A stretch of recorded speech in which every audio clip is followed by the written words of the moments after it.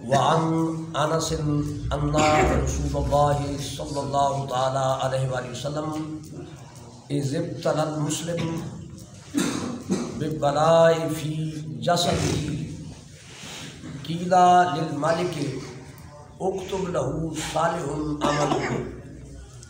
یہ حدیث پاک حضرت سیدنا انس رضی اللہ تعالیٰ عنہ آپ سے روایت ہے۔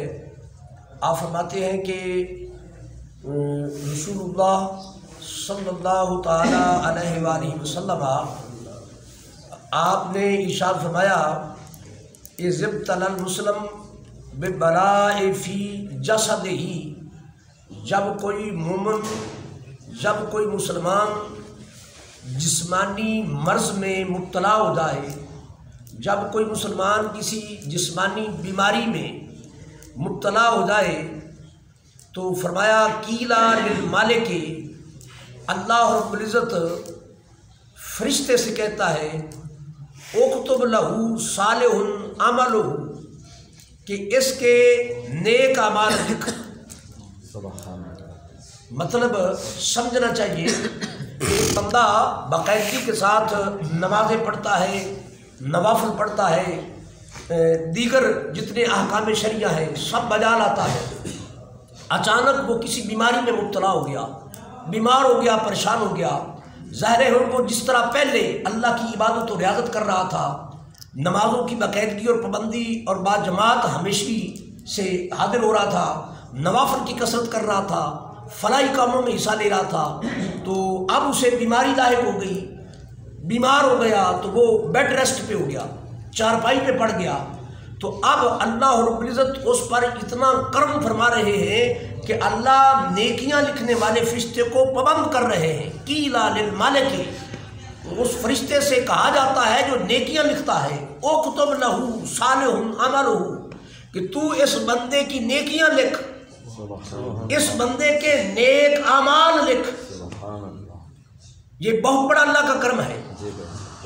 اچھا، یہاں چاہیے تو یہ تھا، ایک بندہ روٹین میں نیکیاں کرتا ہے، نوافل کی کثرت کرتا ہے، عبادات کرتا ہے، فلاحی کاموں میں حصہ لیتا ہے، وہ بیمار ہو گیا، اس کے لیے تو اللہ نے مہربانی فرمائی، فرشتے کو آرڈر کیا بھی اگر یہ صحت مند رہتا، صحیح رہتا تو یہ پہلے کی طرح نیکیاں ہی کرتا رہتا۔ اچھا، یہ تو بات آسانی سے قدرے سمجھ آ گئی۔ اس کے برعکس جو بندہ چور تھا، ڈاکو تھا، رازن تھا، لٹیرا تھا، دیگر غلط کام کرنے والا تھا، وہ بھی بیمار پڑ گیا، کلمہ پڑھنے والا ہے، بیمار پڑ گیا، اب بتاؤ وہ اگر ٹھیک رہتا تو وہ کیا کرتا؟ وہ تو ظاہر برائیاں ہی کرتا، مگر اس کا ذکر حدیث میں نہیں ہے کہ اب اللہ اس کے فرشتے کو کہے کہ تو اس کی برائیاں لکھ، کیونکہ بیمار ہو کے پڑ گیا ہے تو اس نے کوئی احسان کیا ہے؟ اگر یہ ٹھیک ہوتا تو اس نیک کی طرح یہ برا تھا، یہ برائیاں ہی کرتا۔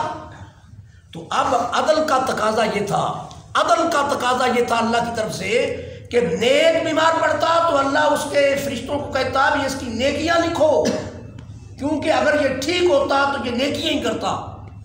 لیکن اگر کوئی غلط اور بد کردار آدمی بیمار پڑتا تو انصاف کا تقاضا تو یہی ہے نا کہ اللہ اس کے فرشتے کو کہتا تو اس کی برائیاں ہی لکھ، کیونکہ اگر یہ ٹھیک ہوتا تو ظاہر ہے یہ برے کام ہی کرتا۔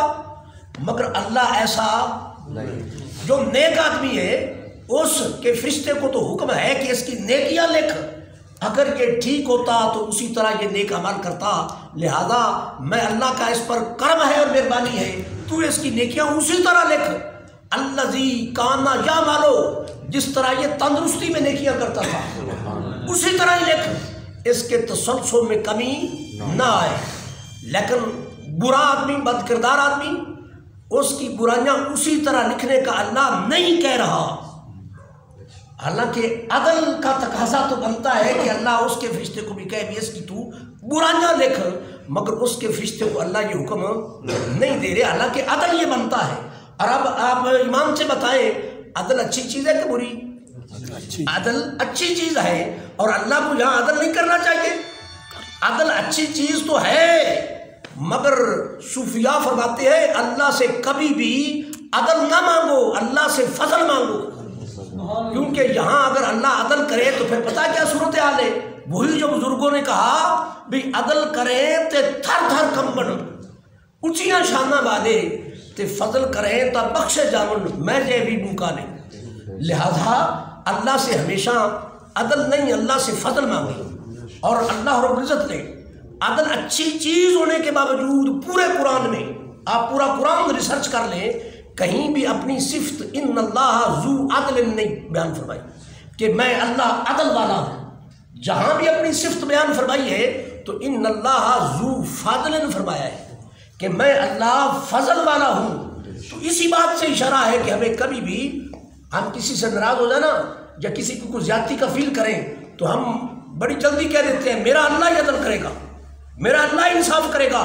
نہ میرے بھائی، اللہ سے کبھی بھی عدل نہ مانگ، اللہ سے فضل مانگ۔ رہ گی کوئی بندہ آپ پر زیادتی کر رہا ہے تو پھر بھی اللہ سے فضل مانگ، جتنی تو اللہ سے وہ عدل و انصاف کی توقع لگا رہا ہے اس کا فیض اللہ تجھے فضل میں بھی عطا کر دے گا۔ لہذا کبھی بھی اللہ سے مانگے تو فضل ہی مانگے۔ تو خیر حدیث پاک کا اگلا حصہ جو ہے، سرکار علیہ السلام نے فرمایا، اس فرشتے کو کہہ دیا جاتا ہے کہ اس کی نیکیاں اسی طرح لکھ الذی کان یعملو، جس طرح یہ تندرستی میں کرتا تھا۔ اب کیا ہے، دو صورتیں ہیں، کبھی بندہ تندرست ہو جاتا ہے، کبھی اس بیماری میں بندہ وفات پا جاتا ہے۔ تو سرکار نے فرمایا اگر بندہ اس بیماری میں تندرست ہو جائے تو پھر اللہ کیا کرتا ہے؟ آقا علیہ السلام نے فرمایا غسلہ وطہرہ، کہ اللہ اس کو گناہوں سے دھو دیتا ہے، وطہرہ، اللہ اسے طہارت اور پاکیزگی عطا کر دیتا ہے۔ یعنی وہ جو اسے بیماری آئی ہے نا، وہ اس کے لیے باعث شفا، فإن شفاء، اسے اگر شفا مل گئی تو اللہ نے اسے گناہوں سے دھو دیا اور اسے طہارت عطا کر دی، پاکیزگی عطا کر دی۔